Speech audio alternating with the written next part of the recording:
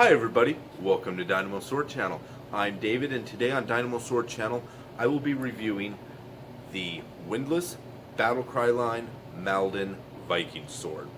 Now this purchase is a second for me in two ways. First, it's my second Viking Sword purchase, and second, it's my second purchase from the Windlass Battlecry line. So, how does it hold up to other Viking swords on the market, and also compared to my other Battlecry sword? Well, today we'll take a look and we'll find out.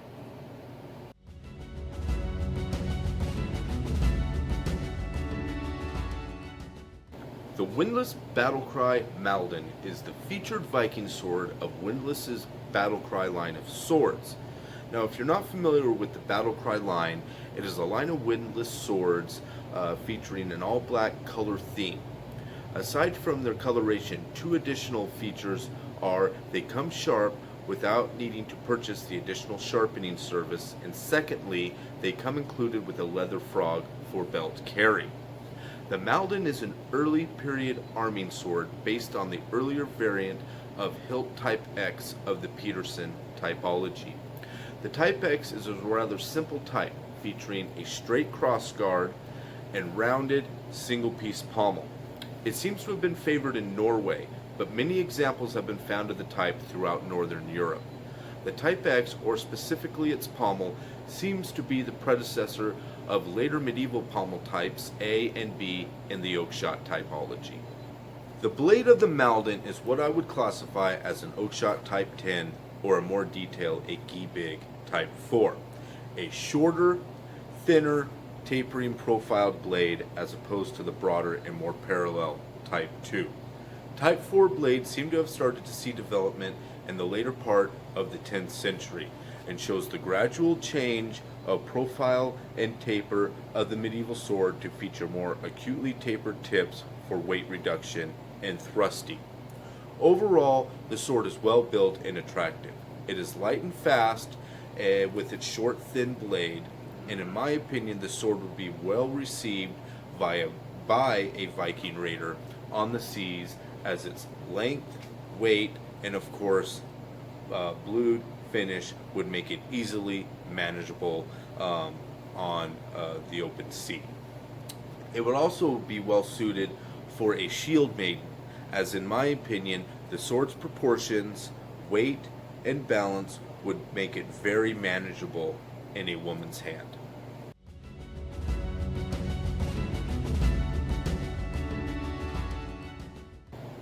Now we will look at the statistics of the sword. So the overall length is 36.5 inches total. The weight is right at 2¼ pounds, with a point of balance sitting right at about 7 inches from the hilt. The center of percussion is right at about 20 inches, and again, the class of sword would be an early period arming sword or Viking sword of the Peterson Type X. The blade's total length is 30.5 inches long. The width at the base is 1.75 inches, and that tapers up to 1 inch at the tip. The material is a 1065 high carbon steel, and the finish is a blued or black stonewash finish. The cross section, as most windlass Vikings, is a flattened diamond, and then it features a long broad fuller down about 7/8 of its blade, which is common for the Viking or oakshot type 10 types. The type itself, as we mentioned earlier, would be classified as a Giebig type 4 or oakshot type 10. Now, the guard length is 3.5 inches. The quillion dimensions at the face is 1 inch by 3/4 of an inch, so it is broader on the flat. The material, like the blade, is a blued or blackened steel with stonewash finish that features this nice thatch design on the face. The style, as we discussed earlier, would be a Peterson type X hilt. If you're not familiar with Viking swords, Viking sword hilts were classified by the whole hilt, not like by the guard or pommel, similar to what you might be familiar with if you're familiar with the oakshot typology. The total length of the handle is 4 inches. Its circumference is 3 7/8 of an inch at the guard, and that tapers to 3.5 inches at the pommel.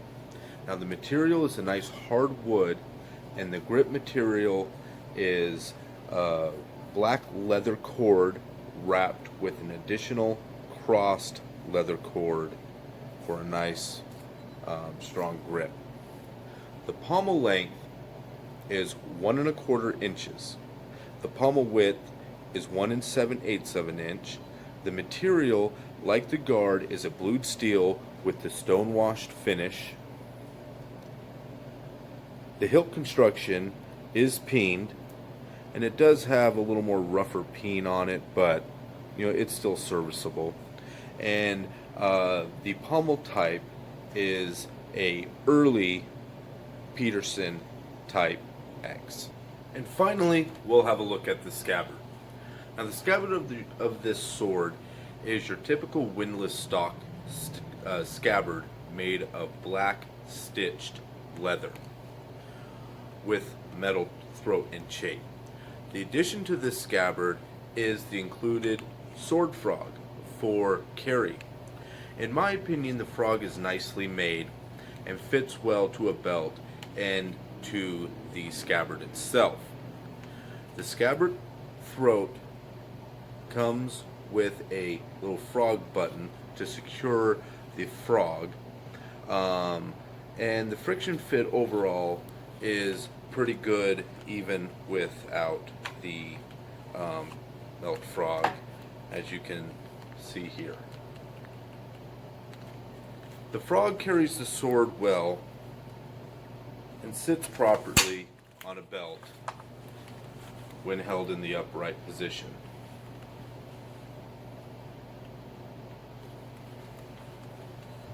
Overall, it's your typical windlass scabbard that works to house the blade, but again, it would be nice to see definitely more wood core scabbards from windlass with good friction fit.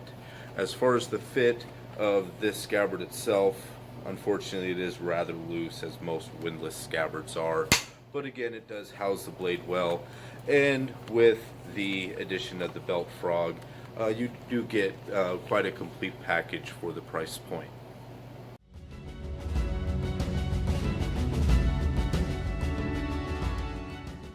In conclusion, I must say I really like this sword. It's light and responsive, and the grip and hilt are comfortable and of good proportion. The edge is well done, and the balance makes it an agile cutting sword. Overall, regarding the Battlecry line, I found the fit and finish between the two models I own very consistent comparably. There really isn't much different to them from other windlass swords, aside from the blackened finish and of course the bonus of coming sharp out of the box.